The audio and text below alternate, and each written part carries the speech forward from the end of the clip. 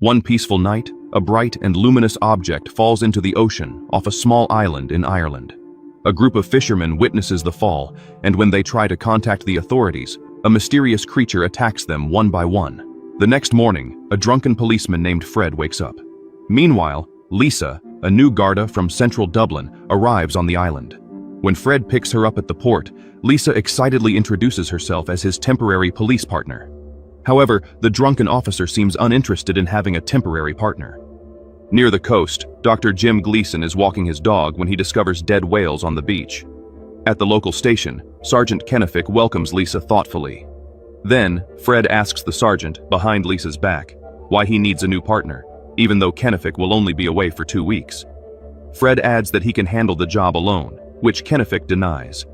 Meanwhile, Paddy, a fisherman, captures a strange sea creature in his crab trap.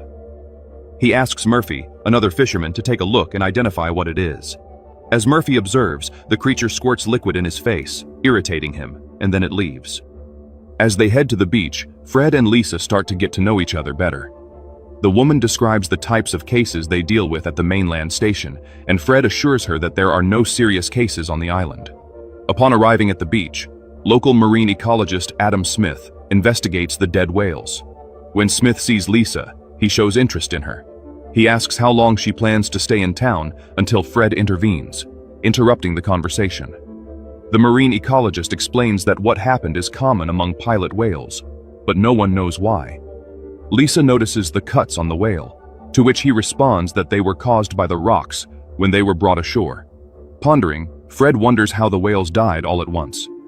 Shortly after, the officers go to Cooney's construction site to ask the men for help moving the whales from the beach. At Paddy's house, the fisherman places the sea creature in his bathtub. After removing the whales from the coast, Cooney instructs his assistant, Daly, to get the shovels left on the beach. While Daly goes to fetch the shovels, he notices some large eggs half buried in the sand and decides to pick one up. Suddenly, something from the sea grabs Daly and drags him into the water. Later, Cooney grows tired of waiting for his assistant, so he goes to check on Daly, but he is nowhere to be found. At a local pub, Fred and Paddy hear on the news about the missing fisherman. Lisa, who just rented a room on the second floor of the pub, enters to grab an iron from Brian, the pub owner. She sees Fred, and they greet each other. The two men drink, and Paddy watches the young man as if he has something to say. Fred encourages him to speak, and the fisherman claims he found a sea monster. He jokingly adds that he put it in the bathtub to give it a bath. Fred, not taking it seriously, leaves the pub. Meanwhile, Murphy is watching TV while his wife Irene dries her hair when someone knocks at the door. Murphy checks who it is and finds Cooney outside. Upon opening the door, Cooney raises his hands strangely as if dancing, and then collapses. Worried, Murphy rushes to him until a tentacle pierces through his back and lifts him to the roof. Terrified, Irene screams and locks all the doors. Loud noises surround her, synchronized with her husband's cries for help. Irene discovers the chimney is open and tries to close it, but suddenly, the creature grabs her hand and pulls her through the chimney. Meanwhile, drunk Fred knocks on Lisa's door, wanting to drink something with her, but she declines. He makes some jokes, but the situation becomes odd when he accidentally bumps into Lisa's table, causing her belongings to fall. Lisa realizes how drunk he is and decides to take him back home. That night, Paddy returns home to find that the sea monster has disappeared. His trap is broken, and one egg has been left inside it. While searching for the creature, he sees a slimy substance on his mirror until a sudden sound startles him. Suddenly, the menacing sea monster with many tentacles attacks his face from the ceiling. Luckily, he manages to get free and steps on the creature. The next day, Brian's wife, Una, informs Lisa that a storm is approaching. Out of nowhere, Una asks if she is married, to which Lisa replies no. Una adds that Fred is also single, the only difference being that he is already a widower.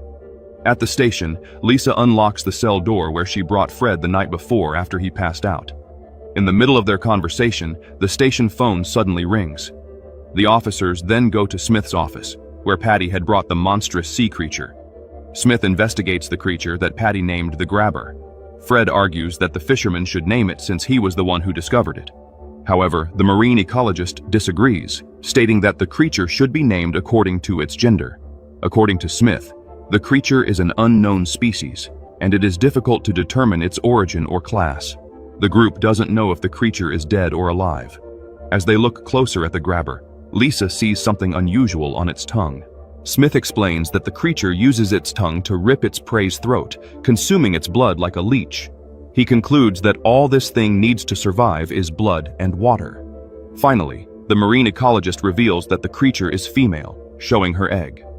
Later, as the officers return to the station, Fred spots Cooney's car on the beach, so they go there. He and his partner check the car, but find no one inside. Then, Fred spots the nearest house and they head over, discovering the lights are on, despite broad daylight. As the two look around, Lisa finds a piece of the roof that is broken. When they find a ladder, Lisa climbs up to the roof, where she discovers a piece of fabric caught on the chimney. She struggles to pull it as it seems to be stuck on something. Finally, she manages to pull it, and a head emerges, falling into Fred's face. He is horrified to realize it's Murphy's head. Soon after, they take Murphy's head to Dr. Jim. The doctor assumes that an animal could have attacked Murphy. Suddenly, Patty rushes through the door, startling them and interrupting the conversation.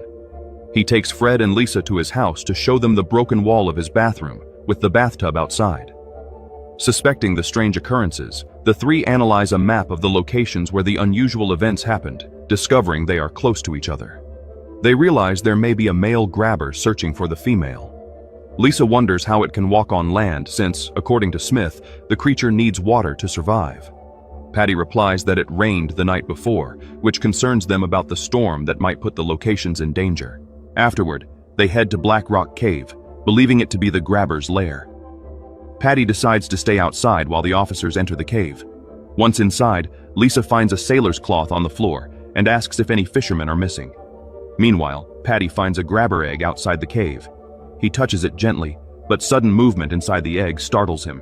Inside the cave, Fred shouts to see if anyone is around, but no one responds. On his second shout, a huge tentacled monster appears.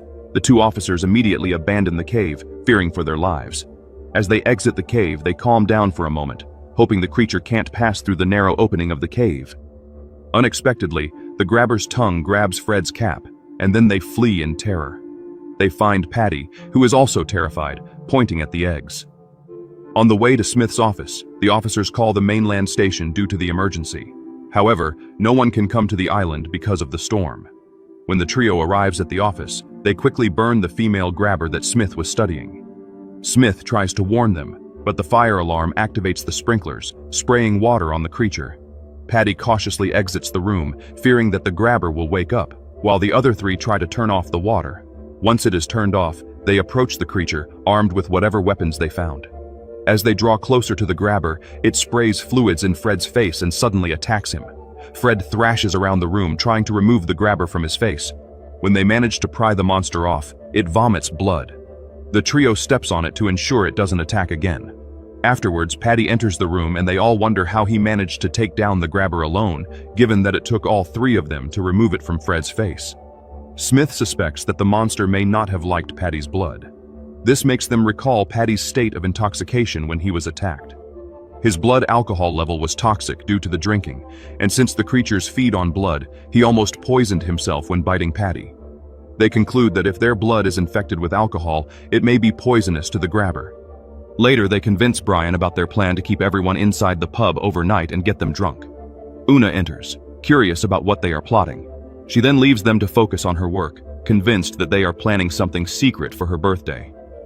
They continue the discussion outside the pub, where they decide to drink at Patty's level. However, Lisa isn't sure if her body can handle it. Fred chooses not to drink while everyone is drunk, so that someone can manage the situation soberly. Lisa calls Fred aside to talk privately, and expresses her displeasure with his decision. He reminds her of how he acts when he's drunk, insisting it would be useless. When Lisa claims she has never been drunk in her life, Fred encourages her with motivational words. Smith interrupts the conversation, informing Lisa that she is the only healthy subject for a blood test. Moments later, Lisa is so drunk that she consumes everything Patty drank the night of the grabber attack, including his homemade drink. They then collect a blood sample from Lisa and force the grabber to drink. This immediately provokes a reaction that kills the female grabber, proving the effectiveness of their theory. Later that night, Fred and Lisa go to the church to invite the townsfolk to join them at Brian's pub. No one seems convinced at first, but they all show interest when told it would be free. At the pub, everyone is having fun and getting drunk. Meanwhile, the crew gathers in the kitchen to prepare their weapons against the creature. Except for Fred, everyone toasts with a drink. The rain begins to fall, and the two officers remain inside the car, where a drunken Lisa confesses her feelings for Fred. Simultaneously, Smith enters the kitchen and tastes Patty's drink, quickly becoming drunk. Meanwhile, Jim, who is still sober, goes outside to urinate, as the bathroom is occupied. In the car, Fred reveals that his wife did not die, but their relationship didn't work out. His wife found someone else, which made him depend on alcohol to numb his emotions. As everyone is celebrating, baby grabbers crawl towards the pub. After Jim urinates, he watches them closely until one of them attacks him. Hearing the doctor's screams, Fred and Lisa jump out of the car to help Jim. After they remove the small grabber from his face and push back the rest, they spot the huge male grabber approaching. Suddenly, the grabber's tentacle captures Jim just as they are about to flee. The monster swallows the doctor and spits out his head. Terrified, Fred and Lisa run towards the car, but the vehicle won't start. For a moment, silence envelops them as they realize the grabber is above them. Fortunately, Brian makes a call over a two-way radio, and Fred asks him to open the door. To distract the grabber, Fred turns on the car alarm, surprising the monster. When Brian opens the door, the two officers rush inside. Once in the kitchen, Smith is so drunk from Patty's drink.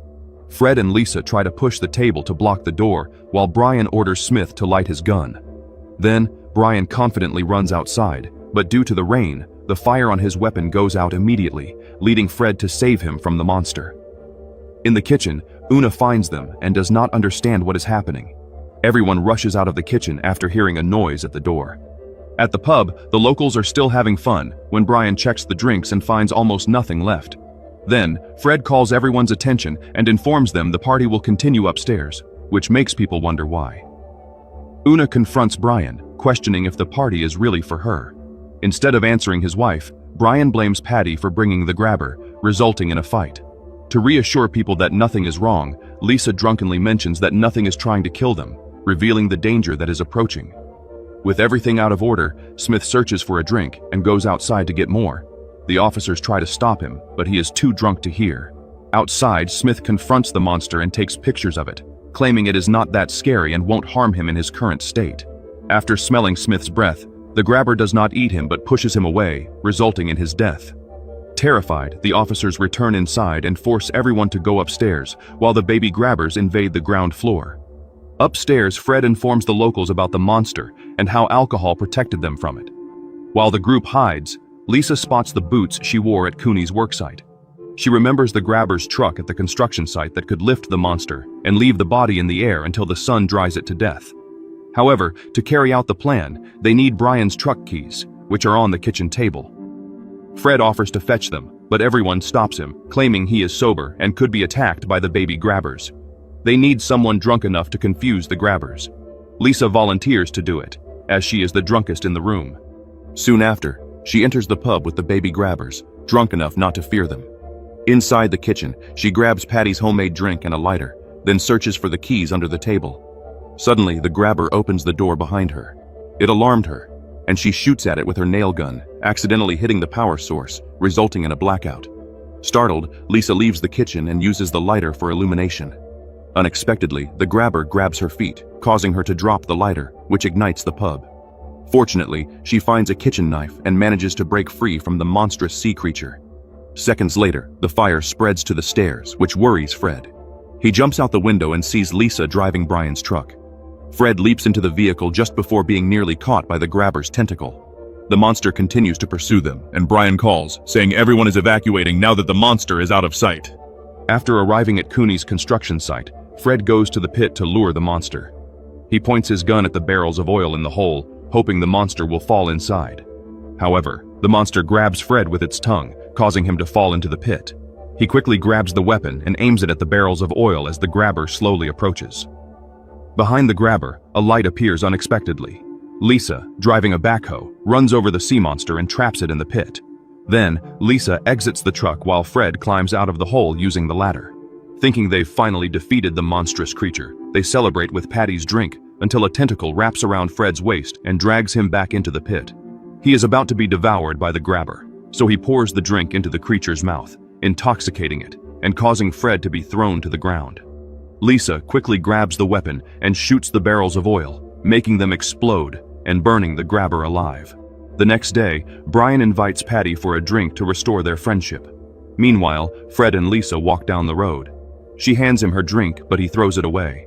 Finally, they share their affection for each other with a kiss. Then, the couple excitedly talks about their future, considering adopting Jim's dog. Everyone believes that the peaceful life of the town will soon return to normal, unaware that more grabber eggs are waiting on the shore to hatch and invade again.